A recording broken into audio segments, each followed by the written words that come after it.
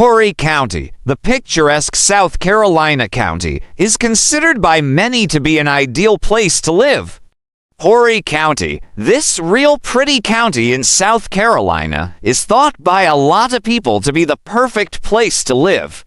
It's famous for its many beaches, including the beautiful and famous Myrtle Beach. It's famous for all its beaches, especially the gorgeous and well-known Myrtle Beach. It also features diverse landscapes of dense forests, flowing rivers, and lively, friendly towns. It also has all kinds of scenery-thick forests, rivers running through, and small towns that are fun and super friendly.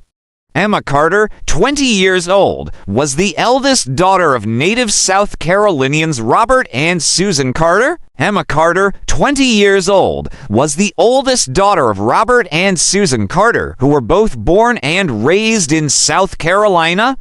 She was extremely close to her parents and her younger sister. She was really close with her parents and with her little sister, too. Emma had a special relationship with her father and communicated with him daily via text messages. Emma had this extra special relationship with her dad, and they texted each other every single day.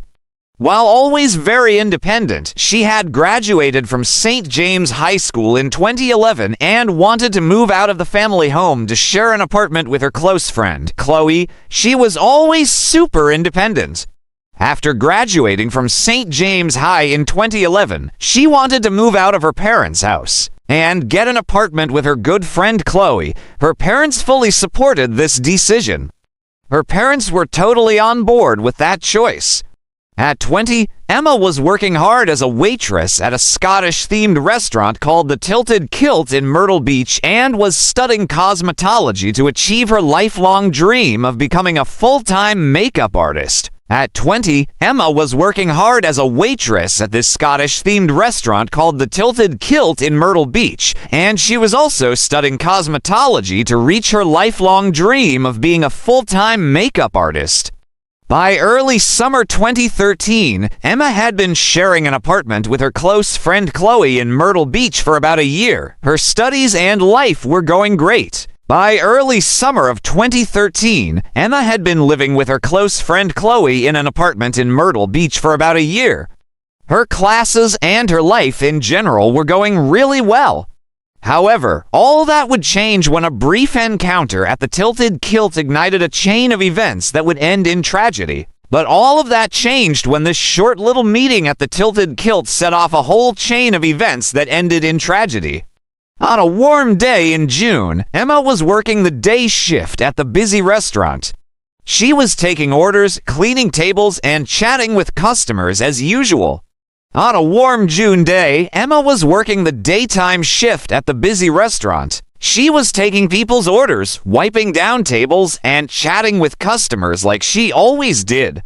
While returning trays to the kitchen, she bumped into a 37-year-old man, a father of 3 named David Miller. As she was carrying trays back into the kitchen, she ran into a 37-year-old guy, a father of 3, named David Miller. He was a local maintenance man who ran a small business repairing broken kitchen appliances in Myrtle Beach. He worked as a local maintenance guy and ran a little business fixing broken kitchen appliances around Myrtle Beach. The two exchanged words, and Emma soon became infatuated with him. They said a few words to each other, and pretty quick Emma got all caught up with him. She tweeted from her account, hinting at her new crush on the maintenance man, saying, "I've developed a taste for older men." She tweeted on her account, hinting at this new crush she had on the maintenance guy, saying, "I've developed a taste for older men." By the end of July, she had posted a number of sexually suggestive messages on social media. By the end of July, she had put up a bunch of posts on social media that were sexually suggestive. Emma pointed out David to her friends and co-workers, saying, "That's the man. I love him." Emma even pointed David out to her friends and co-workers, saying, "That's the man. I love him." David seemed to enjoy the attention he was receiving from Emma and began appearing at the restaurant more often to talk to her. David looked like he was enjoying all the attention Emma was giving him, and he started showing up at the restaurant more often just so he could talk to her. The two were often seen laughing together in the kitchen when David was called to fix appliances. Whenever David was called in to fix stuff, people would see the two of them laughing together in the kitchen. By July, things may have developed from just an innocent crush into something more serious when Emma posted to Twitter updates hinting at a potential romantic affair between her and David. By July, things seem to have moved past just a little crush, especially when Emma tweeted twice hinting that she and David were having some kind of romantic thing. She wrote, "The kid made a bad mistake, and then I'm in over my head, but watch me sink deeper." She wrote, "The kid made a bad mistake, and then I'm in over my head, but watch me sink deeper." Most of her co-workers were aware of her crush on David at the time, and rumors began to spread about their relationship. Most of her co-workers already knew about her crush on David, and rumors started spreading about the two of them. One co-worker said later, "We all knew because people were making fun of Emma, knowing he was a married man. She was mocked a lot and they gave her several nicknames." One co-worker later said, "We all knew cause people made fun of Emma for it, knowing he was married. She got mocked a lot and people gave her a bunch of nicknames." One day, two girls decided to call the tilted kilt and pretend to be Jennifer, David's wife. One day, a couple girls even decided to call the tilted kilt pretending to be Jennifer, David's wife. In August, the rumors seemed confirmed when David began spending more time around the restaurant on his days off. In August, the rumors felt like they were coming true cause David started hanging out at the restaurant more even on his days off. He would often bring coffee and pastries to Emma or wait in his car behind the restaurant until her shift ended. He'd often bring Emma coffee or pastries, or just sit in his car out back waiting for her to get off her shift. The two also began speaking more openly with friends about their relationship. The two of them even started talking more openly with friends about being together. David even went so far as to tell acquaintances that he was considering hiring Emma as a full-time nanny for his children if he and his wife moved to Florida in the future. David even went as far as telling people he was thinking about hiring Emma to be a full-time nanny for his kids if he and his wife ever moved down to Florida. Emma also told her friends that David had asked her to be his children's nanny, which they found strange, especially since they were in a sexual relationship. Emma told her friends the same thing, that David had asked her to nanny his kids, which they thought was super weird since the two of them were also sleeping together. The two communicated constantly by phone and would often drive his truck to remote and isolated places to meet for sex. They were on the phone all the time, and they'd often take his truck out to these out-of-the-way spots just to hook up. It was a volatile and toxic relationship for Emma. For Emma, it was a really unstable and toxic relationship. David often told her he was unhappy with his wife and planned to leave her, which never happened. David kept saying he was miserable with his wife and was planning to leave her, but he never actually did. Her friends warned her that the older, married man was deceiving her. Her friends warned her that this older married guy was just playing her. By mid-September of that year, all the secrecy and hiding began to affect her. By mid-September that year, all the sneaking around and secrets were really getting to her. In late September, it's believed Emma tried to end the relationship or that it ended somehow, as she tweeted, "Once upon a time, an angel and a devil fell in love. It didn't end well." By late September, people think Emma either tried to end it or that it ended somehow, cause she tweeted, "Once upon a time, an angel and a devil fell in love. It didn't end well. Things became more toxic when David's wife, 34-year-old Jennifer Miller, discovered the affair and confronted Emma over the phone. Things got even uglier when David's wife, Jennifer Miller, who was 34, found out about the affair and called Emma to confront her. According to her roommate Chloe, who was present during the call, Jennifer insulted Emma and told her that David was just using her for a physical relationship. Emma's roommate Chloe, who was there during the call, said Jennifer insulted Emma and told her David was just using her for sex. She then forced her husband to speak to Emma on the phone later. Then Jennifer made David get on the phone with Emma later. Chloe later told investigators that David screamed at Emma, saying, "You were nothing to me. You were just another easy lay." Chloe later told investigators that David yelled at Emma, "You were nothing to me. You were just another easy lay." David and Jennifer's relationship was extremely abusive. David and Jennifer's marriage was super abusive. Prosecutor Chris Helms later told journalists Jennifer Miller was the more dominant party in that marriage. She told David where to work, when to work, what to do. "If I had to describe David in that relationship, it's complete submission." Prosecutor Chris Helms told reporters later Jennifer Miller was the dominant one in that marriage. She told David where to work, when to work, what to do. "If I had to describe David, he was completely submissive." Jennifer was furious about the infidelity and wasn't content with just ending the relationship between the young woman and her husband. She wanted to destroy Emma's life. Jennifer was pissed about the cheating and didn't just want to break it off between her husband and Emma. She wanted to ruin Emma's life completely. During this period, Jennifer began handcuffing her husband to the bed at night to prevent him from leaving while she slept. Around that time, Jennifer even started handcuffing David to the bed at night so he couldn't leave while she was asleep.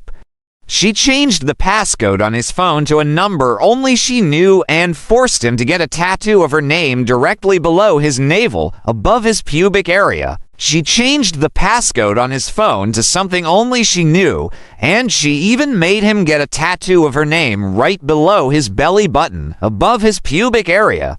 David agreed to all these extreme demands in hopes of saving his marriage and keeping his family together.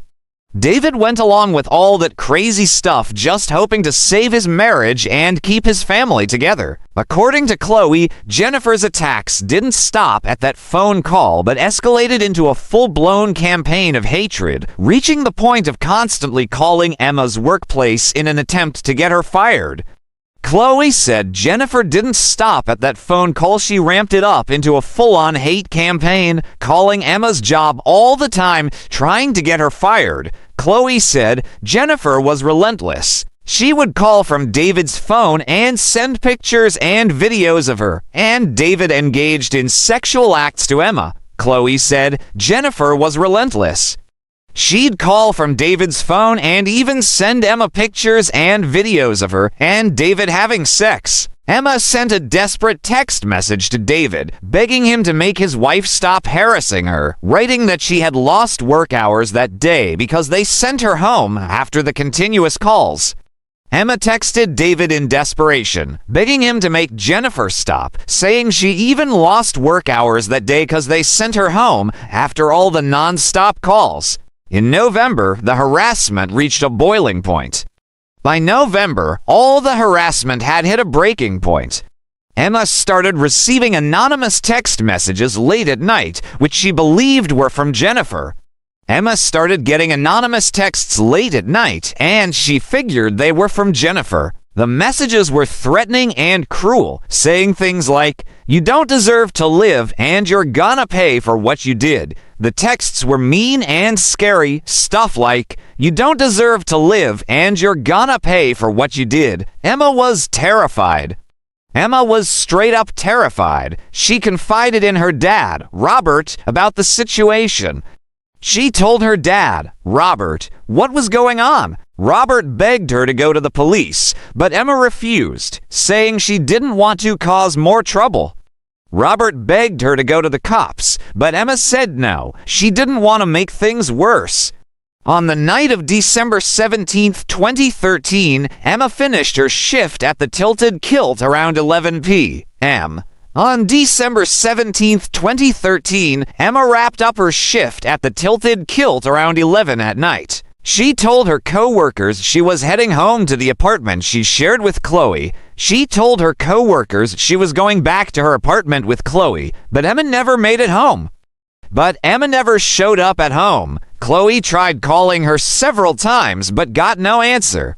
Chloe kept trying to call her, but Emma didn't pick up. By the next morning, when Emma still hadn't come home, Chloe contacted Robert and Susan to tell them something was wrong. By the next morning, when Emma still hadn't come home, Chloe called Robert and Susan and told them something was definitely wrong. The Carters immediately contacted the police and reported their daughter missing. Emma's parents went straight to the cops and reported her missing right away. Police began a search of the area, retracing Emma's steps from the restaurant to her apartment. The cops started searching the area, retracing where Emma would have gone from the restaurant to her place. They found her car abandoned in the parking lot behind the restaurant with her purse, phone, and keys still inside. They found her car sitting in the parking lot behind the restaurant, and her purse, phone, and keys were still inside. This discovery sent shock waves through the community. Finding that freaked the whole community out. Friends, family, and co-workers all joined in the search, handing out flyers and posting on social media. Friends, family, and co-workers all jumped in to help, passing out flyers and posting everywhere online. Her father, Robert, sent text after text to Emma's phone, hoping for a reply, but none ever came. Her dad, Robert, kept texting her phone over and over, hoping she'd answer, but she never did. Police soon turned their attention to David and Jennifer Miller. The cops quickly started looking hard at David and Jennifer Miller. Investigators questioned David, who admitted to having a sexual relationship with Emma but claimed it was over. Detectives questioned David, and he admitted he'd been sleeping with Emma but said it was done. Jennifer denied any involvement and said she had been home the night Emma disappeared. Jennifer said she had nothing to do with it and claimed she was home the night Emma vanished. But investigators were suspicious, but the cops didn't buy it. They were suspicious. Phone records showed that both David S. and Jennifer S. phones had been in the area of the tilted kilt around the time Emma disappeared. Phone records proved that both David S. and Jennifer S. phones were near the tilted kilt around the time Emma went missing. Surveillance footage from a nearby store showed David's truck driving past shortly after Emma left work. Security footage from a nearby store caught David's truck driving by just after Emma finished work. Investigators started piecing together Emma's last movements. The cops started putting together Emma's last steps. Her phone records showed a series of calls made just after she left work. Her phone records showed she made a bunch of calls right after leaving work. One of those calls was to a payphone near a gas station in Myrtle Beach. One of those calls went to a payphone at a gas station in Myrtle Beach. Surveillance cameras showed David Miller using that exact payphone at the time the call was made. Security cameras caught David Miller on that exact payphone when the call went through.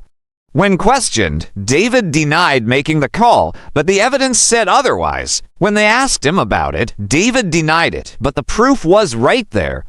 Around 1:36 a.m., cameras captured David's Ford F-150 driving toward Peachtree Landing, the same remote area where Emma's abandoned car was later found. At 1:36 in the morning, cameras caught David's Ford F-150 heading toward Peachtree Landing, the same spot where Emma's car turned up. 10 minutes later, the truck was seen leaving the area. 10 minutes later, the truck was caught leaving. Emma's phone data also showed her phone traveled in the same direction before it suddenly shut off around 2:42 a.m. Emma's phone records showed it went the same way, then suddenly shut off at 2:42 a.m. Investigators believed Emma had met David there that night and that something terrible happened. The cops figured Emma had met up with David there that night and that when everything went bad. When police searched David and Jennifer's home, they discovered the couple had recently disposed of their home surveillance system. When the cops searched David and Jennifer's house, they found out the couple had just gotten rid of their home security system. They'd installed a brand new system just days after Emma disappeared. They'd put in a brand new one just days after Emma went missing. Footage from the new system showed David and Jennifer scrubbing down his truck and then burning the rags they used. Footage from that new system even showed David and Jennifer cleaning his truck and burning the rags after. This raised even more suspicion. That made everybody even more suspicious. By February 2014, both David and Jennifer Miller were arrested and charged with kidnapping and murder, even though Emma's body hadn't been found. By February 2014, cops arrested David and Jennifer Miller and charged them with kidnapping and murder, even though they hadn't found Emma's body. The murder charges were eventually dropped due to lack of evidence, but the kidnapping charges remained. Later on, the murder charges got dropped cause they didn't have enough evidence, but the kidnapping charges stuck. While awaiting trial, David violated a gag order by giving a TV interview where he insisted he was innocent. While waiting for trial, David broke a gag order by going on TV swearing he was innocent. The judge sentenced him to 5 months in jail for contempt of court. The judge threw him in jail for 5 months for contempt of court. Years dragged on as the case slowly moved forward. The years dragged by while the case crawled forward. In 2017, David was convicted of obstructing justice and sentenced to 8 years in prison. In 2017, David got nailed for obstructing justice and got 8 years in prison. Finally, in 2019, after a long and painful trial, both David and Jennifer Miller were convicted of kidnapping Emma Carter. Finally, in 2019, after this long, brutal trial, David and Jennifer Miller got convicted of kidnapping Emma Carter. They were each sentenced to 30 years in prison. They both got 30 years behind bars. David continued to claim he was innocent, telling the court, "I can't give Emma's family closure. If I could, I would, but there's nothing I can do." David kept saying he was innocent. In court, he said, "I can't give Emma's family closure. If I could, I would. But there's nothing I can do." As of today, Emma's body has still never been found. And up to this day, Emma's body still hasn't been found.